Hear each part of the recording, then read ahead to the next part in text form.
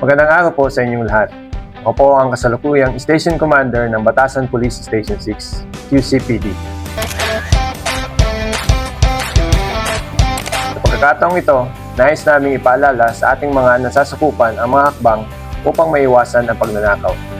Ang pagnanakaw ay isang seryosong krimen na hindi lamang nakakaapekto sa atin, kundi pati na rin sa ating komunidad.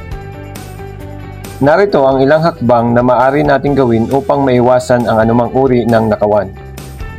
Una, siguraduhing nakasara ang inyong mga bintana at pinto bago umalis ng bahay o anumang establisimento.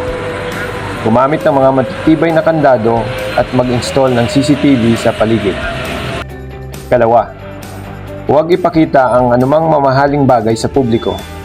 Kung may mga mahalagang kagamitan, ilagay ito sa lugar na ligtas.